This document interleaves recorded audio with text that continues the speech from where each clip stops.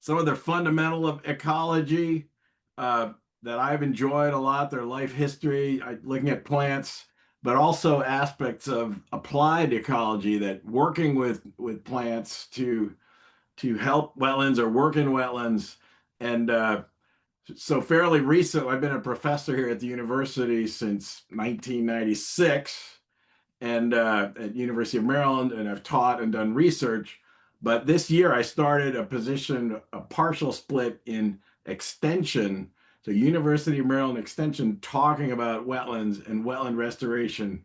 I'm trying to build a program. So actually this is great timing to talk with you about wetlands and things that are going on, and specifically focusing on plants though, which I love. Um, and I'm sure you guys have an idea what wetlands are, but it's worthwhile thinking about them because they're pretty different than non-wetlands or open water areas. And so in general, they share this ability where water accumulates in the landscape. They have saturated and anaerobic soils, and because of that, they develop these biogeochemical processes and soils that develop because of the anaerobic soils, and the plants and animals that are there really have to adapt to it. Um, so there are a lot of definitions of wetlands. There's a Army Corps of Engineers definition of wetlands, but I kind of like this ecological definition by Paul Ketty, who's actually a plant community ecologist. Uh, and so basically the definition is a wetland's an ecosystem that arises when inundation by water produces soils dominated by anaerobic processes, which in turn forces the biota, especially the plants, to adapt to flooding. And I've highlighted these key words because these are three things that are really part of almost all definitions of wetlands, that there's inundation or saturation of by water. The soils have these characteristics that become anaerobic, and then the plants in particular. So if you're going to delineate a wetland for the Army Corps of Engineers, you need to look at these parameters.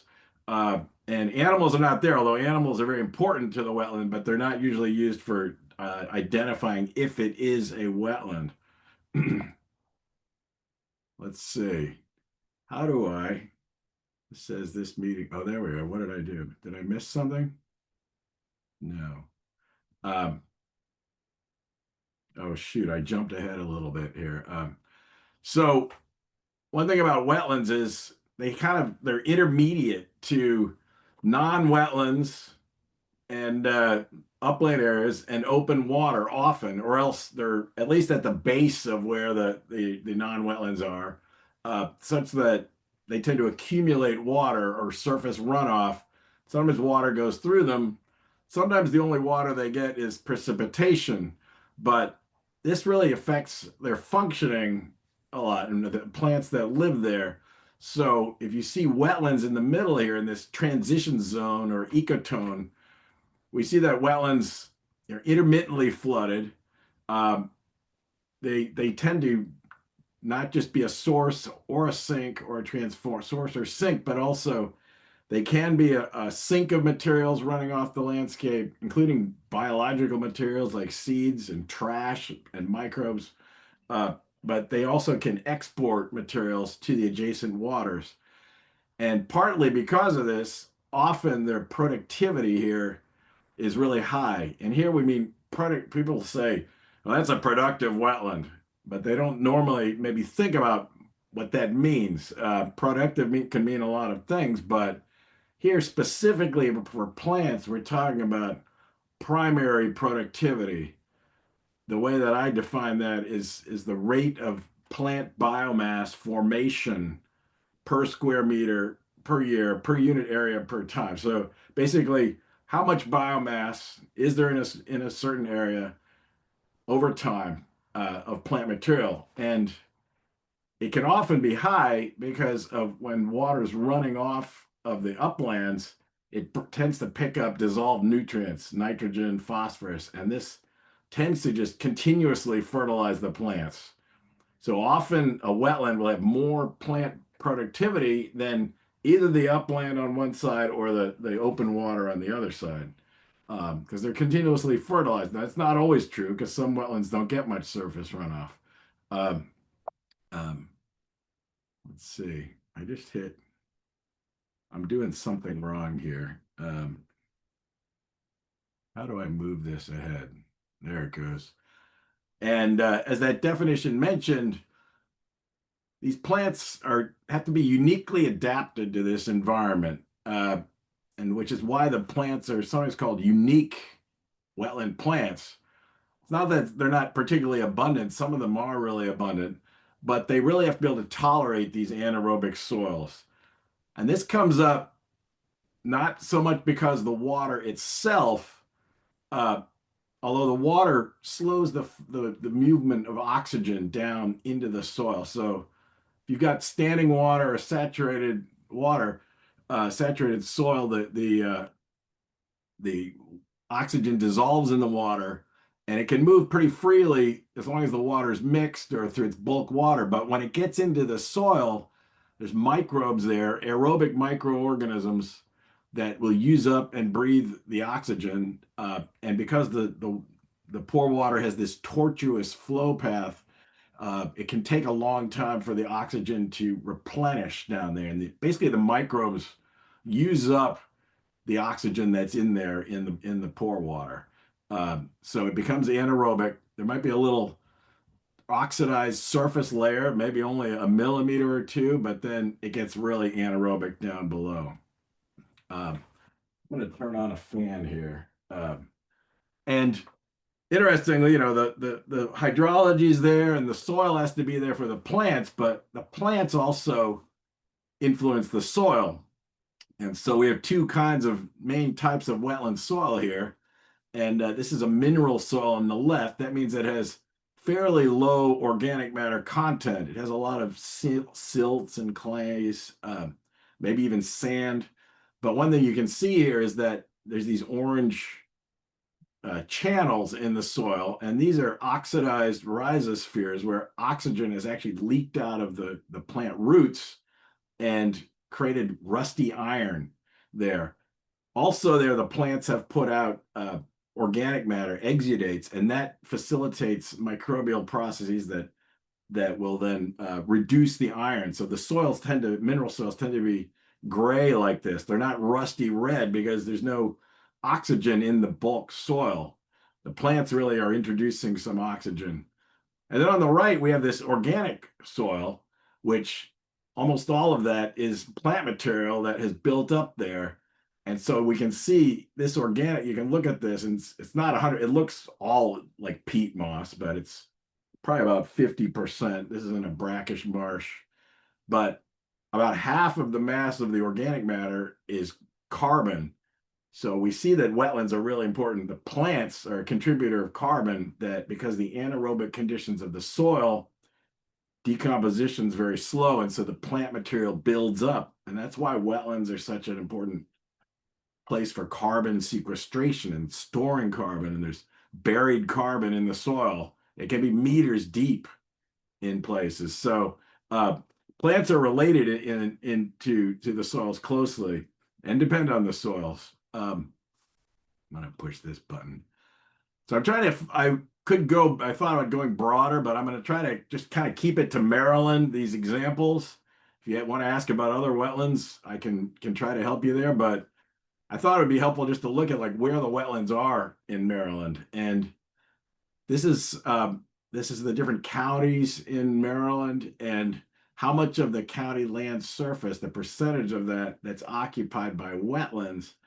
And you might notice if you start way out here in Western Maryland, Garrett County, 1.7%, and 0.2, 0.7, 1 and 2%. Then you start getting down here into PG County and Anne Arundel County, up like 6, 7%, Charles County. And then you get to the other side of the bay and you get counties like Dorchester with 45% of the wetlands.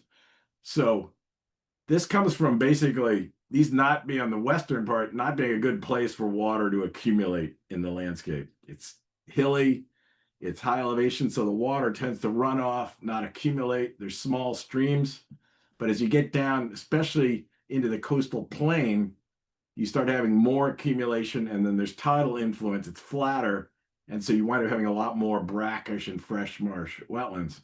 And some things you might not realize. Um, People see Maryland, they think, oh, most of the wetlands are going to be estuarine wetlands around the bay. Well, there's a lot of estuarine wetlands. 41% of Maryland's wetlands are estuarine brackish marshes, but 57% are freshwater wetlands.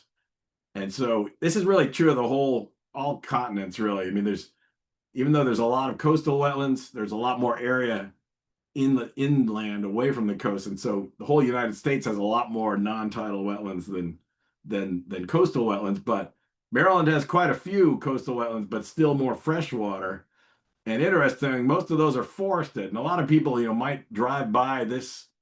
Somebody mentioned skunk cabbage, which I also like a lot. Um, and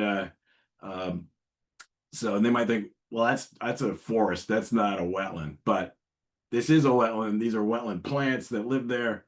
It's a swamp, you might call it in U.S. parlance. And then the brackish marshes are really marshes dominated by herbaceous plants, and you have these several dominant species, herbaceous plants that are there in the coastal plain in brackish parts of the bay.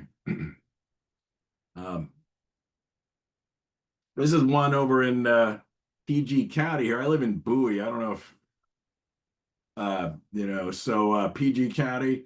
This is not far from the university, and this area is all flooded now. This is where Folly Branch comes through, but a beaver blocked off this whole Folly Branch floodplain and created this floodplain here. And there's these cattails, and now there's these, I think it's spatterdock coming in there. So a beautiful place that is right there. You would never really know if it was there unless you were really looking at maps and things like that. Over on the eastern shore, I mean, a lot of folks, y'all might be aware, but because we're in the coastal plain, a lot of our wetlands, uh, it's flat, and we certainly have tidal brackish wetlands, but we have a lot of tidal freshwater wetlands. That is upstream in these estuaries along the coast, like up the Potomac, up the Nanticoke, Choptank, and all the small tributaries.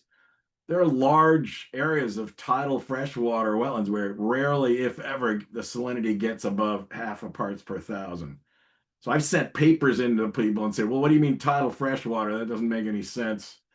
If it's tidal, it's got to be salty, but really almost any tidal river that flows in has at least a tiny area of tidal fresh water where the salt is not completely mixing. And then so out of the Nanticoke, you've got these vast marshes and swamps that you see, and the swamps are interesting because they have these hummock hollow morphology. This is in the winter, but there's a lot of the spring, summer. It looks more like this second picture up from the bottom. I don't know if can you see my cursor here? It's just the diversity of plants that live on these like, higher and lower areas. There's more diverse than the brackish wetlands, way more diverse. And so some of our coastal marshes, one of the aspects of wetlands that we see in the plant communities, it's really a feature of wetlands, almost all vegetated emergent wetlands, where I'm talking emergent with plants sticking out of the water, is we see horizontal zonation of plant communities, where the higher areas have one particular grouping of species, and the lower, more inundated areas have this sort of different plant community. And that can become a very pronounced boundary between if there's just a few species, like here in coastal brackish marshes along the Atlantic coast, Spartina alterniflora, Spartina patens, which are both called cordgrasses, but Spartina alterniflora is called smooth cordgrass or oyster grass. Spartina patens is called marsh hay cordgrass. So this zonation is one of these key things I'd like you to remember about wetlands, horizontal zonation that happens. In the United States, they're classification systems that we have, but often we refer to our main types of wetlands in Maryland. The main ones we have are really marshes and swamps, and marshes being those wetlands that are dominated by herbaceous plants mostly. Swamps being dominated by woody plants, trees, shrubs, woody vines. And in marshes, we often think of a marsh as having these graminoids, which is named after the Gramineae, the old name of the Poaceae family, the grass family. And so you got your three main graminoids. Only one is actually a grass, but then we have your sedges and rushes. And you can see the sedges often have this triangular shaped stem. And grasses, they have multiple leaf bases there, but they often have these nodes, these swollen nodes that you see here. And then rushes can look like this with leaves, but often they're just one long cylindrical comb going up. So one of the mnemonic devices is that sedges have edges, the stems, sedges have edges, rushes are round, grasses have joints when the cops aren't around. Old marijuana joke, but marijuana is legal now, so maybe that's not as funny as it once was because the cops are around and nobody cares. These freshwater areas, oop, I'm touching something the wrong way. Also support a lot of other species. And so whether it's tidal or non-tidal, we have annual plants, perennial plants, mixtures of things. And so these marshes could be like a beaver meadow. I actually saw, I think this was one of Bill Sippel's favorite places over on the Severn Run. And then this out here, marsh hay cordgrass, this is out on Smith Island, actually, out in the middle of the bay. I went out there to visit and talk with the community there a few weeks ago. So those are, all Spartina Peytons and then some black needle rush behind it. The swamps, these are fresher water only. Like we don't have mangroves here in Maryland because of the frost that we have kills off the true mangroves. The woody plants we have are not very salt tolerant. The only things we have are things like high tide bush, which is kind of salt tolerant, but it's a shrub. It's not a tree. And so swamps, we have these trees are dominated, but there are also these shrubs, a lot of different shrub species, winterberry holly, arrowwood, and often, depending on how much light there is there, there's a diversity of these understory plants like blue flag, iris, and some ferns, royal ferns, common freshwater plants, but they'll occur in these tidal freshwater and freshwater plants, non-tidal freshwater. And so one of the things about this, let me just take a sip of water here. I mentioned the plants being kind of unique to the wetland environment. And they're really unique because they're really tolerant of stressors. There's these, and in Maryland and in most wetlands, probably the main stressor, I would say, in really all wetlands. Maybe there's an exception somebody can find, but the soil being anaerobic is the main stressor that plants have to deal with. They've got their roots, even though plants make oxygen, their roots breathe just like us. They consume oxygen, give off carbon dioxide, and so they need oxygen in their roots. And so your typical non-wetland plant, it doesn't have a way to get oxygen down to the roots. In a dry area, the soil's porous, air can diffuse through fast enough, microbes can't use up all the oxygen. But in a wetland, I showed you that it's very slow to diffuse through. The microbes can use up all the oxygen. There's lots of organic matter for the microbes to use. And so they have to deal with this anaerobic soil.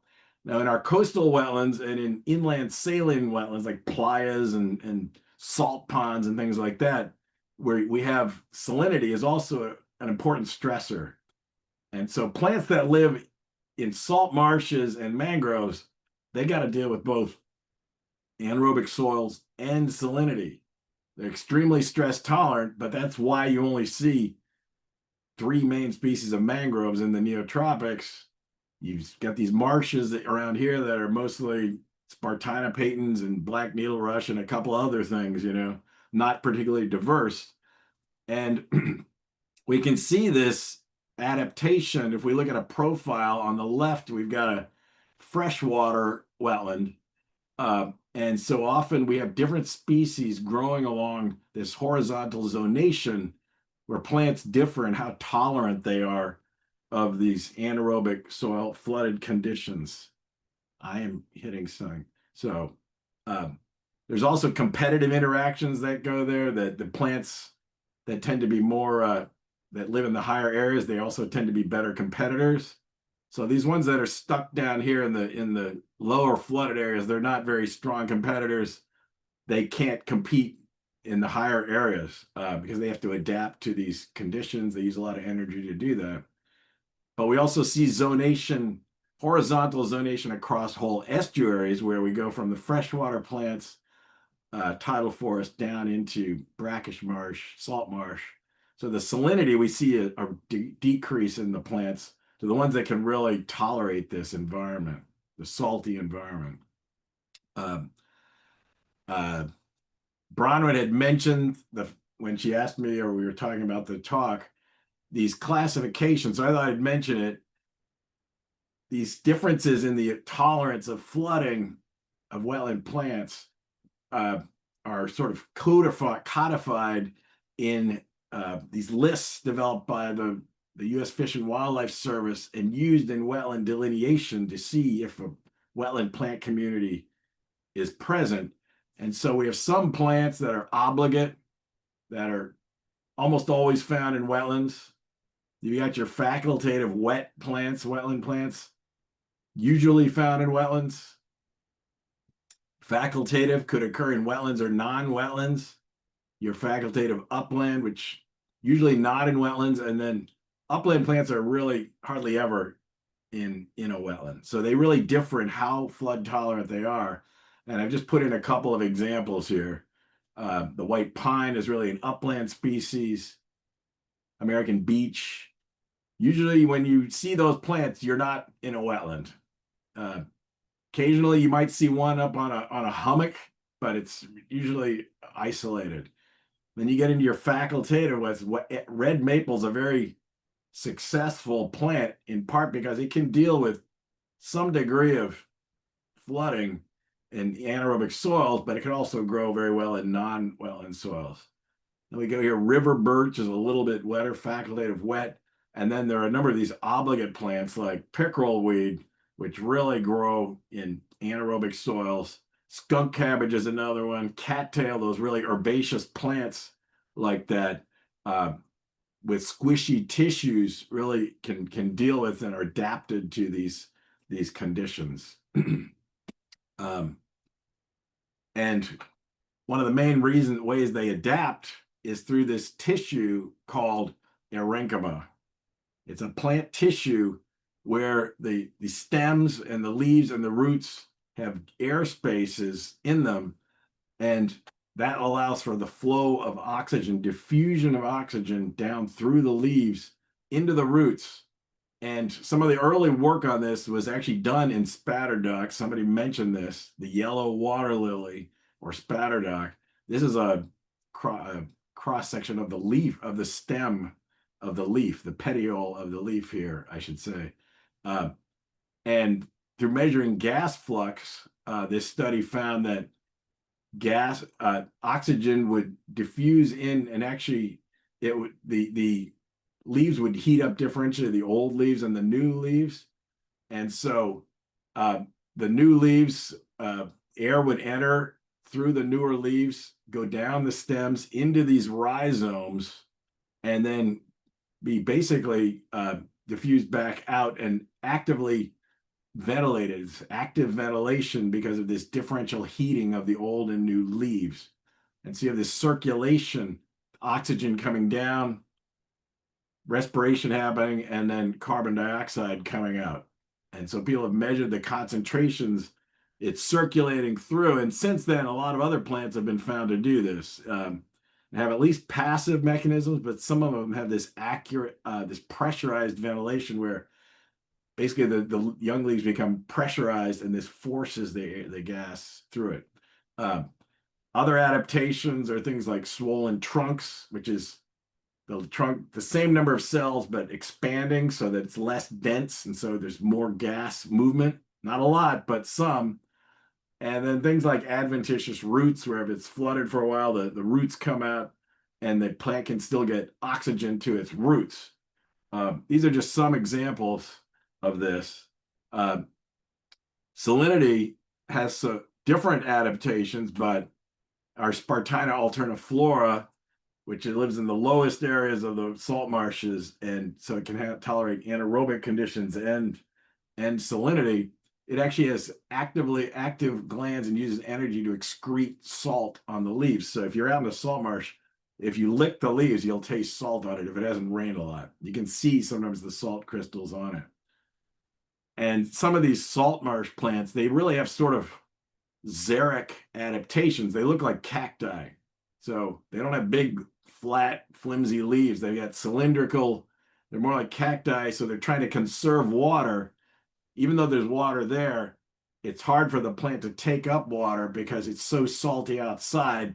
Osmotically, water is drawn out of the plant. So the plant has to be able to have a really low water potential inside its tissues in order just to take up water, because water uptake in plants is passive. They don't pump the water in. It's only through transpiration. And so our halophyte that we have, salicornia, in really sort of salty open areas, you might have eaten this. People sell this in health food stores. But it's common in very salty areas.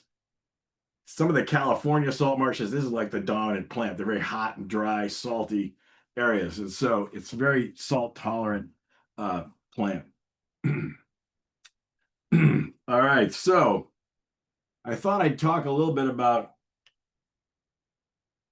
just some aspects of plants relating to their life history and succession, because it relates to how these plant communities develop. I've shown you a number of different plant communities. And so on one level, I mean, fundamentally, we have sort of these two broad groups of plants, which have different life histories. We have perennial plants, which resprout every year from some kind of perenniating organ. And then we have our annual plants, which need to be recruited from seed in order for them to be present in the plant community. And so these two really interact and lead to the diversity of plant communities that we see. These are just a few examples of common perennials that we have around here. Somebody mentioned the marsh mallow. This is also known as marsh hibiscus, these big pink or white flowers that we have. There's cattail, a globally distributed genus, or at least in the temperate zone. We have our deciduous trees like red maple. We've got our sort of Peltandra, arums, brackish marsh plants like the Spartina and the Phragmites back there. That we have our perennial plants. But some of these annuals may not get a lot of attention, although sometimes they're just spectacular. Certain times of the year, tidal freshwater marshes, and it depends on the year, might be basically awash in burr marigold. And so you just see this sea of yellow out there. And they're more sensitive to, if it's flooded in the spring, they may not germinate. So some years you may not have a lot of annuals. Some years we'll have more than others. We also have our polygonums, or these have been renamed persicaria, these plants, jewel weeds. And one that I like, water hemp, not because it's hemp, but because it's this big plant that's actually not hemp, Amaranthus cannabinus, named after, because maybe it looks like a big pot plant. You look at the leaves, it doesn't really look like it. it's amazing that the stem on these things can get to be like really a tree almost size. And but you can just pull them right out of the ground. If they're really just an annual plant. There's a lot of nutrients, so they can get really big in just one growing season. um, and so the reason I'm bringing these up is that we often see in wetlands is that you have some kind of canopy dominated by perennial plants. Often they're clonal plants that spread themselves, grasses, sedges, but there are these natural disturbances. And here I'm meaning not disturbance in a bad way. I'm meaning it's like disturbances that happen naturally. Things like fire, which could be unnatural, but herbivores, uh, things like that, rack that washes up and smothers the plants. Of course, humans can do this too. When humans do it, we usually just destroy the soil and everything, but these natural disturbances often will kill back some of the plant canopy, and then you get this space, light, and there's nutrients and water, good places for seeds to wash in. And then so you can get seeds that germinate from the seed bank or disperse into this area. And so you get this sort of diverse community happening here. And then slowly these dominant competitors kind of expand again, outcompete them, and we kind of go back to the original status. And so we have this sort of cycling happening, maybe in different parts of a marsh, for example, or even a forest over time. We have these ongoing sort of it's not an equilibrium really, but there's patch equilibrium anyway around the ecosystem. And there's this disturbance gap phase regeneration that's happening. So here's some pictures of different disturbances that I've seen in Maryland. These are really all four of these are from tidal freshwater wetlands, but Canada geese, we fenced off some of these marshes, and you can see inside this area that was fenced off, there's all these annual plants, wild rice. Outside, there's none of those annuals there. This is only in the low marsh, but you can really see the effect of these geese that really they walk through it. They might graze it a little bit. Mostly they're just walking through it. Beaver dams can change the hydrology of an area. Muskrat can sort of graze down the vegetation. And then you start getting this seedling recruitment. If the salinity is not too high, you get prolific seedling recruitment happening. In addition to seed bank, there's seeds that wash in.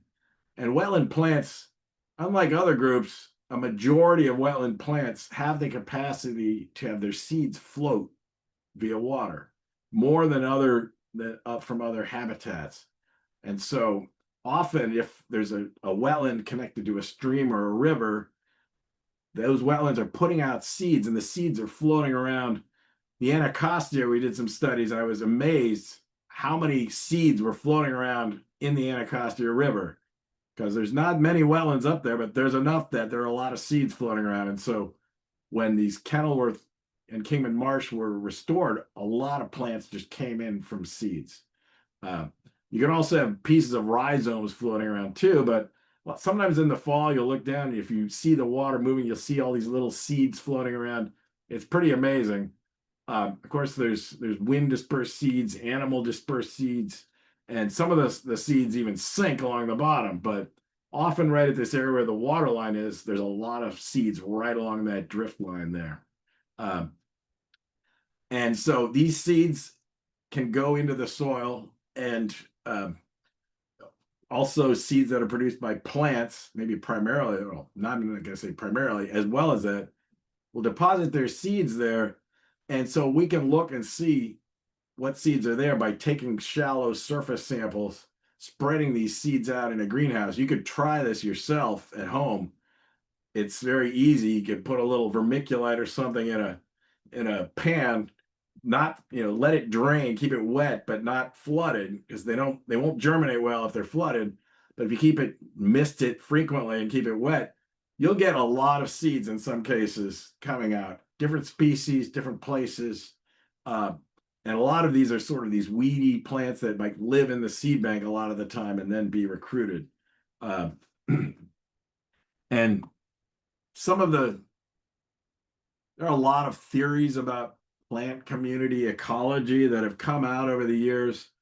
A lot of them, I think, go back to this this intermediate disturbance hypothesis of Connell, Joseph Connell, 1978. I can't see it, but basically this was, he wrote this paper about it wasn't about wetlands, it was about tropical rainforests and coral reefs and how to explain why there are so many species that coexist in those ecosystems. And basically the hypothesis is, it's a model, so there aren't really actual numbers here, but disturbance plays a real clear role in this, where you go from frequent or large disturbances or soon after a disturbance on the left, all the way up to really infrequent, long after, or small disturbances. And when you have a lot of disturbances, the plants or the organisms there, they have a hard time dealing with it. So there aren't many species there. The number of species that can live in an area that can coexist is low. As the disturbance can kind of get periodic but not overwhelming, you wind up having more diversity at this sort of intermediate level. And then if you don't have much disturbance at all, diversity may go down because the little short plants that are there can't compete with the big ones and they get shaded out. And this kind of also relates to a biomass gradient, plant community biomass. I added this on, but basically if there's not much biomass, the plants are getting disturbed a lot. But if you've got a lot of biomass, there's not a lot of disturbance. Maybe it's a lot of nutrients there and you get fewer plants. So a lot of things relate to this, and a lot of ecologists have looked at this, called it different things. But a lot of times I think it's going back to this model.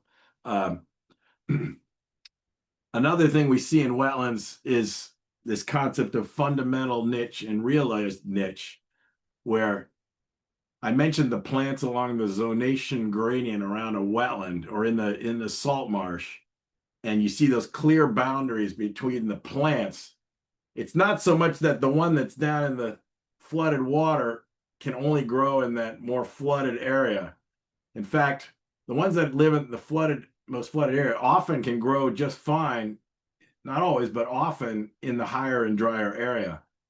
But they can't compete with the other plants that are there, because the plants that are stress tolerant are using a lot of energy, ATP, to try to adapt to these really stressful conditions. And one study that was kind of a classic of this was by Jim Grace, who was actually, he was my advisor for a little bit down at LSU.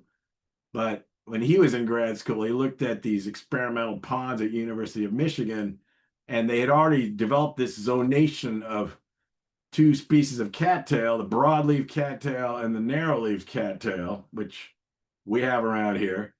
And normally you would see this zonation and this realized niche. If you look at this bottom graph here, we go from water being basically 20 centimeters below the surface, and then up to 20 centimeters, 60 centimeters, 100 centimeters deep. And you see the broadleaf cattail sort of growing in these higher areas, the narrowleaf cattail, which is taller, but it's stuck down in these deeper areas. However, what he did was he clipped around them both. And what he found is that basically the broadleaf cattail, it could only grow in this higher, drier area. It could not tolerate the stresses of the really deep areas. Whereas the narrow-leaved one could grow across that whole gradient. If it was just by itself, it was fine growing up in a dry area. But when it had to compete with the broadleaf cattail, it got relegated down to the stressful area. And so you see that, and I think that's really widespread in wetlands. And I think people think, well, it's just more adapted. It's a niche. It's not so much a niche. There is a niche, but one is the niche that's realized because of competition with other plants, whereas it could grow a wider area than it actually winds up being. So one way that I think about these things is that disturbance is this sort of key player in wetlands, we have a natural disturbance of some kind. There's a gap that forms, and this creates these abundant resources for plants like light, nutrients, water, the temperatures fluctuating, good conditions for seed germination and plant growth. Uh, and then so you have seeds that disperse in or that are in the seed bank there, or you have the plants that are there resprouting and growing into this disturbed area from the outside. Uh, and the plants that wind up being able to colonize or regrow are controlled really by these environmental filters, mainly the water level and the salinity, but there are maybe other things as well, certain conditions that set up that might also play a role. And so then this creates this vegetation change, this succession, and then it grows back, and then you get another disturbance. And so this is sort of how I view this by simplistic model of how wetland plant communities work. And there are a number of models that sort of go into this sort of approach. And to my last section, I'm getting it. It's 8:54:55. I hope you're hanging on here with me. I wanted to bring in people because wetlands are nothing without people, and people are really not much without wetlands. I mean, we think of them as a pristine ecosystem, but really human societies have relied on wetlands since time immemorial. This photo on the bottom left is Phragmites houses down in the Tigris and Euphrates Delta, where sometimes thought of as the Garden of Eden, where there's huge wetlands were there that Saddam Hussein drained, but then later by connecting the water, the wetlands came back. And so we really rely on wetlands for the plants they provide, the animals they support that we can harvest, fish. And then also just we value the habitats they provide, the diversity that we like. What people also that know about water quality, the wetlands are the kidneys of the landscape and filter out water. Water particles settle out. There's microbes that break things down. There's denitrification.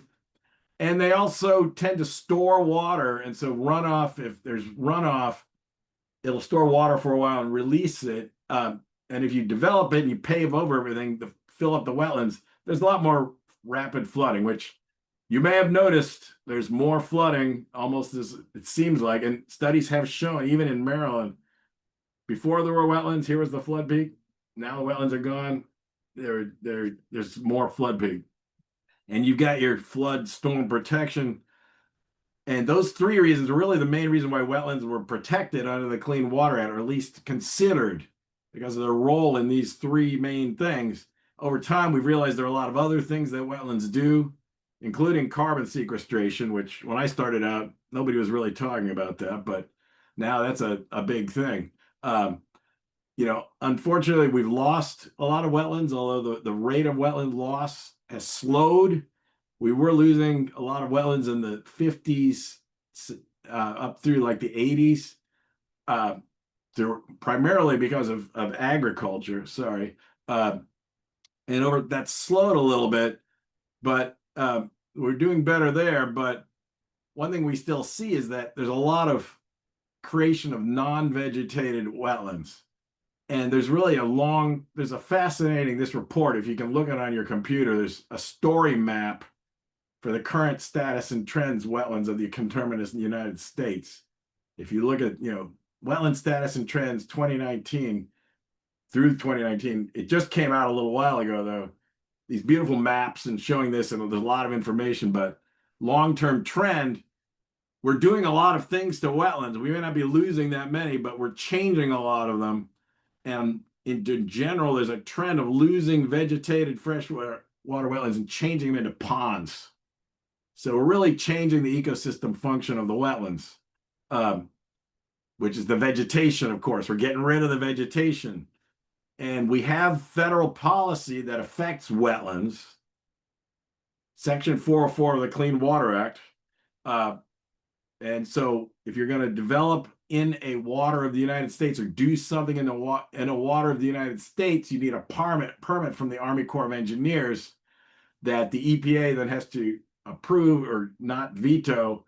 And so that includes all waters of the United States. And traditionally, that meant and wetlands were included in that um, because they was realized that they were parts of water of the United States. They were connected to waters of the United States. They affected waters of the United States, water quality, flood storage, habitat. Uh, but over time, especially recently, uh, basically it's been the things that are really considered wetlands, things that have been considered waters of the United States has really shrunk a lot. Okay, so this is, I just took this today off the EPA website, but EPA and Army announced guidance and a WOTUS notice, the final response to SCOTUS.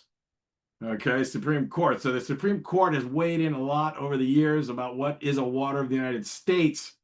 And now for a wetland to be a water of the United States, it has to be connected or really indistinguishable from basically a navigable type waterway. There's never really been a federal Wetlands Protection Act, but it was just activities in wetlands were regulated. You could fill them in, but it was regulated. But one thing that's happened though recently, this definition has really shrunk the amount of wetlands. And so if the state has wetlands statutes, it can control activities in wetlands there.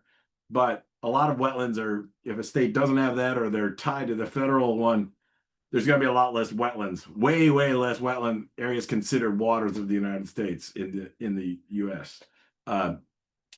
Maryland does have a good wetland, tidal and non-tidal wetland acts. And so really the burden of there used to be this dual layer of protection, but now it's really just down to Maryland to protect our wetlands if we want to, regulate activities in them. So that's important to know that wetlands, not all wetlands are going to be protected. A lot of them are not really going to be regulated throughout much of the U.S. And so what can we do? Well, one thing that we have done, some of this is regulation driven, but some of it's and policy, but some of it's communities getting active. We can restore wetlands and streams and wetlands. Ecosystem restoration. This is down on the Anacostia River. There's a lot of effort that's been spent to try to restore some of these wetlands, and they were moderately successful, some of them. Ecosystems take a long time to develop. I've got, this is one picture. It doesn't actually look as good as that now, but initially there were a lot of plants that colonized at this site. The geese were a real issue. See the geese have already moved in there before the plants colonized. So resident Canada geese. And another thing that maybe is surpassing mitigation wetlands, which is wetlands built to offset development impacts. Well, the Clean Water Act also requires states and tribes to attain their water quality goals that they've developed. And if they're not meeting them, then they need to come up with a total maximum daily load, and they need to meet those water quality goals. And wetland and stream restoration is really recognized as a management practice that can treat at these point and non-point sources. So there's quite a bit of maybe more wetland restoration going on under this than traditionally offsetting losses. Although that could change too.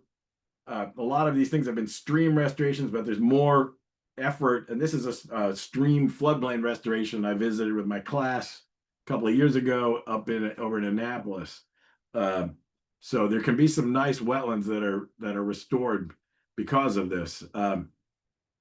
And Maryland also has a requirement that for our shorelines, if you're going to put in a bulkhead or something like that, shoreline erosion control, you really have to put in a living shoreline unless you have get a waiver for because there's just no way to put in a living shoreline. So we have these efforts to sort of put in green or semi-green technologies to protect our shorelines of the bay. We have a lot of shoreline. And so something like this, because wetlands form in sort of sedimentary areas, you often need, if there's a lot of fetch, some kind of secure rock to kind of protect it from the biggest waves. But often, usually there's these vents that come in that allow fish and diamondback terrapins to come in. There's not a lot of fetch, you don't need that. And so it basically just looks like a naturally occurring marsh. Um, so these are really required by Maryland Department of the Environment if you're going to do that. So take home message. This is one of my wetland classes out at Patuxent Wetland Park Marshes, just north of Route 4. So these wetland plant communities vary widely. You've seen a lot of different kinds, not just even within Maryland, but globally. The species are really uniquely adapted, though, to these anaerobic soils, and in some cases, salinity, and perhaps other things, but the wetland environment, these are the key things that really control which species can really grow and persist there. These activities have been in wetlands have been human activities have been regulated because wetlands provide these services to us that we care about, things we care about, like plant diversity, water quality, flood storage. Those are important to us, even though they're also play a role in the ecosystem. And we can take steps to restore lost functions of wetlands. And I would also add that we need to try to strengthen wetlands protections. I think there's this idea that it's just an left-wing environmental thing, but I think everybody needs wetlands. And people hunting, fishing, places that get flooded, where the wetlands have been filled in upstream, things like that. I mean, it really does affect us all. For their small size, wetlands really do a lot for us. So I think it's a nonpartisan issue, and we really all need to work together to protect these areas. And so I think that is my last slide. So thank you very much for that, and I appreciate this. I'd be happy to take questions. I know I've gone over here. Well, maybe we started a couple of minutes, but it was a longish seminar. That was great, Andy. Thank you so much. You can unshare, come back. I'll stick a spotlight on you. And then I'll open it up for Q&A. You can put your questions in the chat box. You can raise your hand as well. Judy had a question earlier on about vernal pools and about we have pools, prairies, and prairie holes and potholes and all those kind of things. And those, I'm sure, with the new definition of wetlands, are no longer protected. But she had more of a thing about are they flooded long enough for the hydric soils to present? Yeah, so I think some of the vernal pools, in some places they are regulated. Like I think Massachusetts has really strong protections for wetlands, even down to the community level.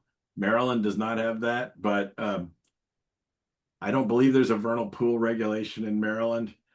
Often they're only wet during part of the beginning of the growing season, and so the soils may not develop enough, be saturated enough to develop those sort of anaerobic hydric soil characteristics, like the glade. You saw the gray soil with the root cores going through it. That's a really, definitely a hydric soil. So using the Army Corps criteria or the delineation manual, they may not meet the 3-parameter definition of a wetland. Because now there are MDA does do some delineations where some wetland pools are determined to satisfy the requirements. I'm working on some legislation right now to include others that they are not identifying as wetlands. If they're identified as wetlands, they're protected. If they're not identified as wetlands at the moment, they're not protected. Yeah, so I guess they're using the delineation manual. I mean, traditionally Maryland just used the exact same federal method, but then I'll strengthen it a little bit. Yeah, so I mean, it's interesting to think about, will that be the standard for a wetland? Will it continue to be the 1987 manual, since that's a federal document? But I think you're right that those areas are not connected via a relatively permanent body of water to a relatively permanent body of water, like a stream or a lake, and so they would not be a WOTUS. But I think Maryland protects Delmarva bays. But it's That would be the DNR, not MDE, who would be protecting the Delmarva Bays, I believe. well, MDE is like the policy and regulatory part of it. So they would be issuing permits for development in those areas. Uh-huh. Okay. They're the ones who issue the Maryland permits under the Tidal and non-tidal wetlands acts. Mm-hmm. Because one of the things we're trying to figure out is how to define the seasonal pools so that there can be legislation there and a requirement to protect them. But it's difficult to figure out how to define them because, again, they don't satisfy all three indicators. Well, I think there could be a way of defining them at the state level. And in particular, one way, I mean, animals are not usually used, or really never used, at least in US delineation methods, but The fairy shrimp and the salamanders could be used. That's one of the things we're trying to do. it's possible. I mean, because you see in the spring, almost any little pool of water, I mean, it could be, I've seen frogs growing in like tire tracks, if it's wet long enough, so you may not want to call everything a vernal pool, but maybe if it met certain conditions, you could come up with a definition for it. And you might look at Massachusetts, because I think they may have regulate them. Yeah, they even have, I think it was Massachusetts. I ran across something this week saying that people can self-report vernal pools. Oh, really? Yeah. Which is interesting. I can add something to that, having been in Massachusetts and studied soils and worked in wetlands for many years. In Massachusetts, yes, if you find a vernal pool anywhere and it meets the definition, you can register it as a vernal pool, and then it's subject to protection, even if it's on private land. However, you can't trespass in order to do that. You do have to have the owner's permission. So there's a little conundrum there. But you're right. There are very strict regulations in Massachusetts regarding wetlands, and it's the bane of every contractor and homeowner there. Not of the environmentalists, though.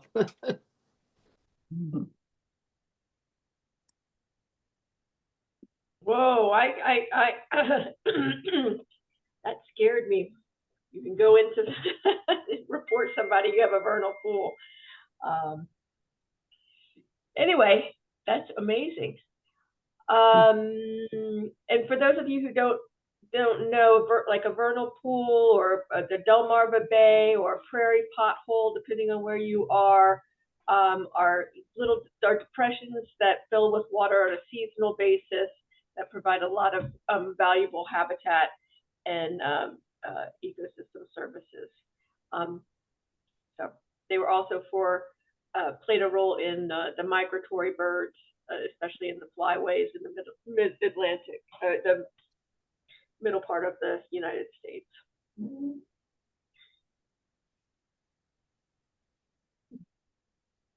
All right. Any other questions for Andy tonight?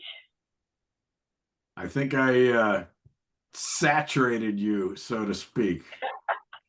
Well, the ones that are left ones that are left are the the obligates, so that they love to be in the saturated soil. Yes, so let me maybe I could ask you guys what you know about, like, what kinds of wetlands are you more familiar with, and do you like, or do you have, if you think about wetlands that you might know of, questions you might have about the plants in them.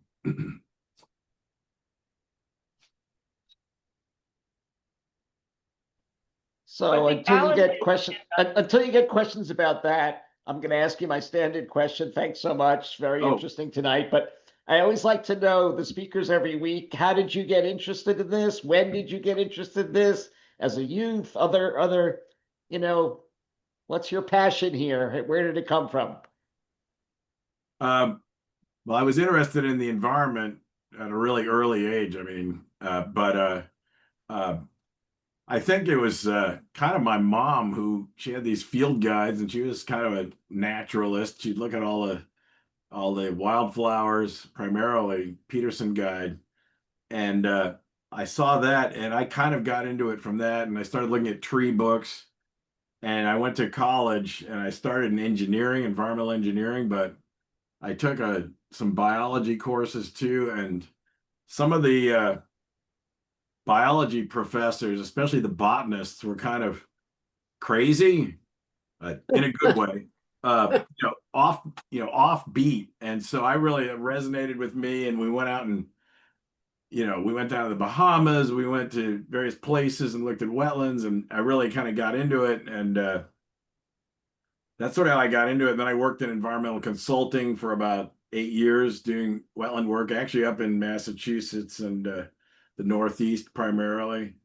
And then I decided to go to grad school and focus on plants and wetlands. But my mom, yep. Thanks so much for sharing with us tonight. Great stuff. I have a question that's a big topic. What is your view of what people call stream restorations? Some of them are extremely destructive. Some of them are very necessary if there's infrastructure in a stream, for instance. What is your view? Well, you're right. There has been controversy generated, and I think it has mostly come from some examples of people cutting down trees, and the overall goal of these things is for improving water quality, the TMDL goals. And my view on it is that, I mean, there's a couple of things. I think it can be improved. I think it is improving. And I think it's important to realize that the landscape we have now is very, very different than the landscape that existed here 300 years ago. We had a lot of erosion of sediment from when the landscape was cleared, all the forests were cleared for tobacco farming. Those filled in a lot of our stream valleys. And so you could have 10, 20 feet of sediment in a stream valley, and you might have a tulip poplar that is 70 or 80 years old or 100 years old growing on it. But that stream valley may have been actually really more like a marsh. Back in the day, we had a lot more beavers. The whole landscape was a lot wetter. And so the valleys we have now are not really like what they were. They were wetlands, a lot of them. They were marshes. A lot of these stream restorations, the floodplains, are not really wetlands. They've gotten dried out because the stream channel is cut down so much that the groundwater table might be 10 feet below the surface. And so those wetlands have not been, they haven't been wetlands. Sometimes when you dig down, or you can even see on the side of the stream, you see the former wetland soil surface down there. It gives you an idea. There was a wetland there. And so I think that, the industry has had, certainly some people didn't know what they were doing, or there were things that looked bad and people got mad. And there's a strong impetus to protect trees, but I think it's also short-sighted because a lot of these things continue to erode. And so there have been some studies that show if you really let this thing continue to erode, you're going to keep losing trees anyway. They're going to keep eroding and falling into this thing. And since then, I've also been to some sites where there was some selective or little or no tree damage at all, just along the stream, have roads along it.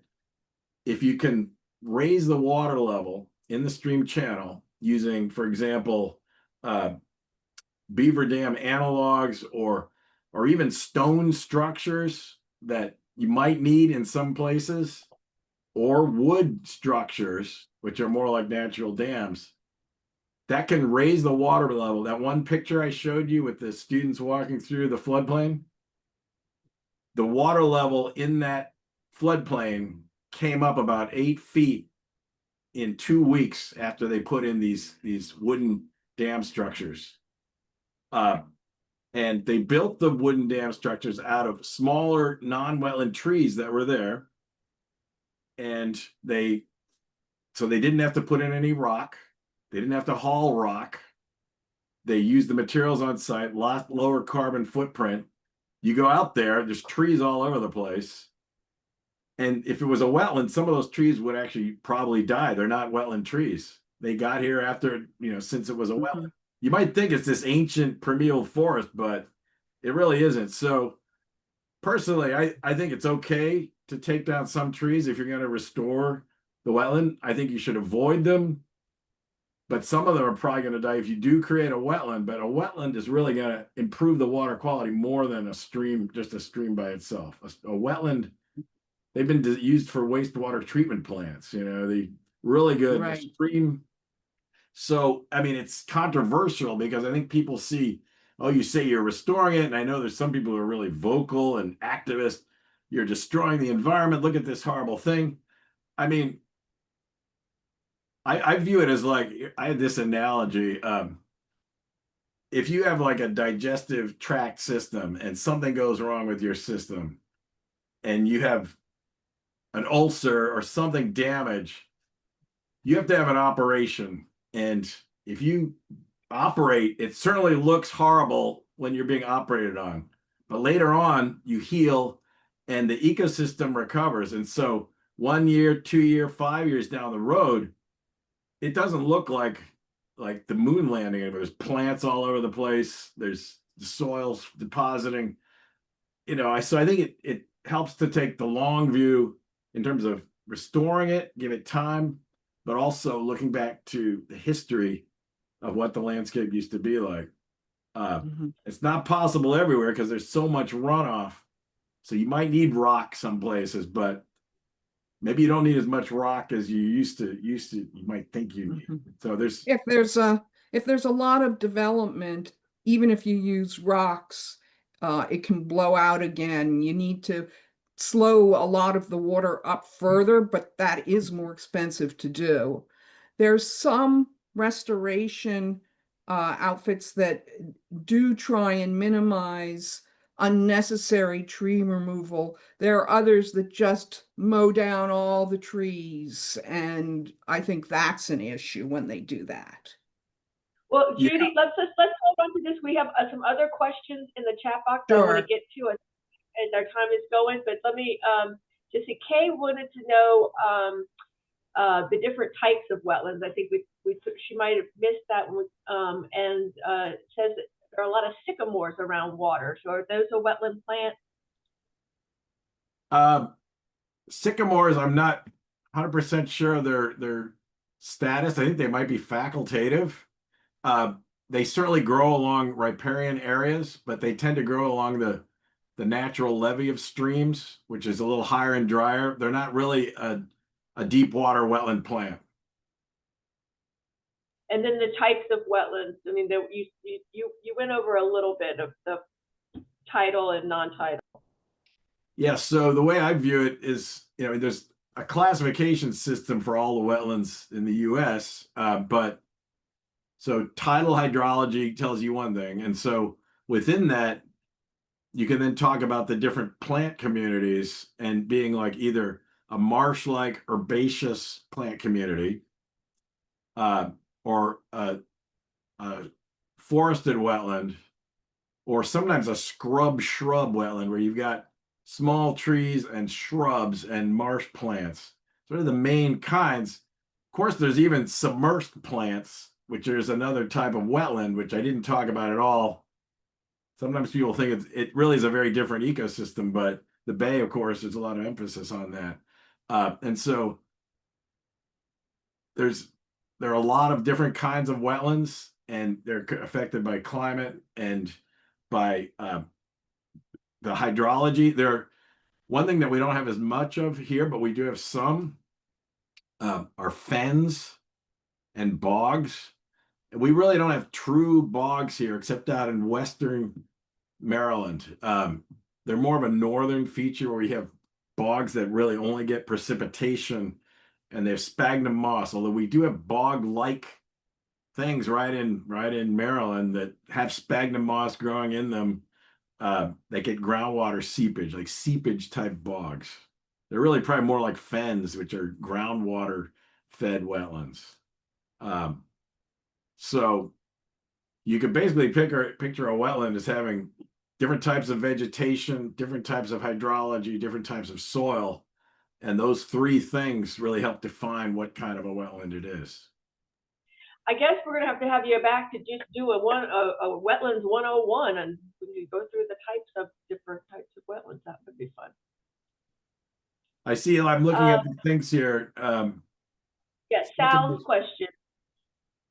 Yeah, so Merdania Kaisak, it's one of the sites we're working on with emerald ash borer. I didn't really talk about that, but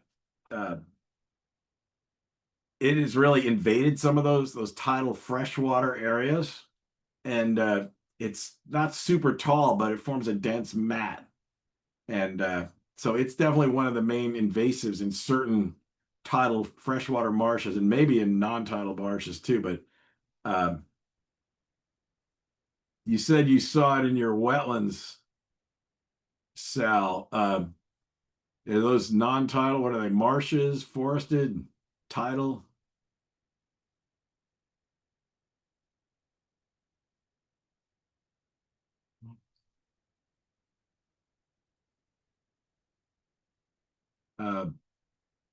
Sal might not be with us anymore. Okay. Let me see. Oh, no. I know his box is still there. Okay.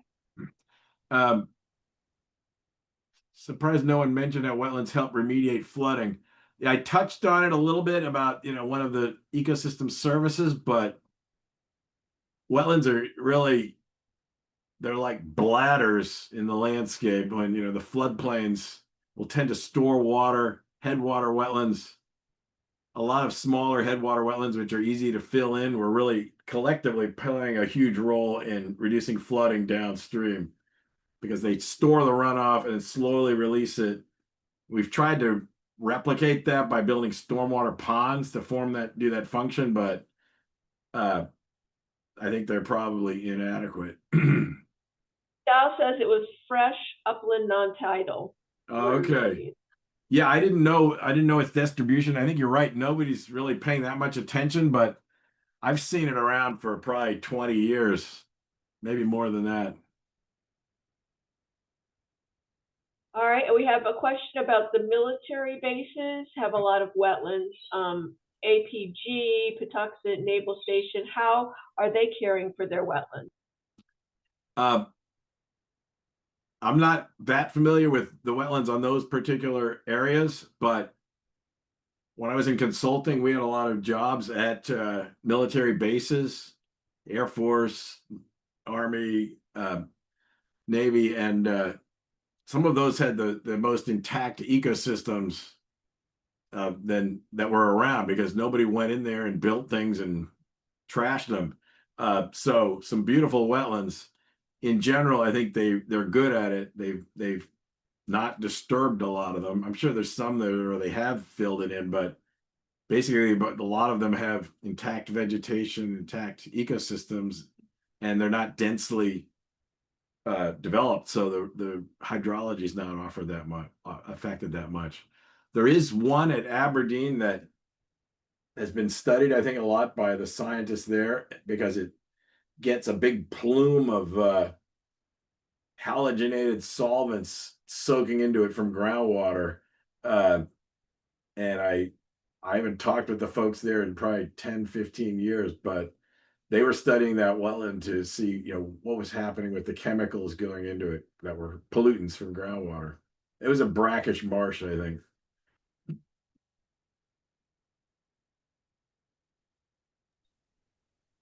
All right. Do we have any other questions on wetland plants? If we didn't ask you, Andy, what's your favorite wetland plant? Oh gosh, I think about that often, but I'm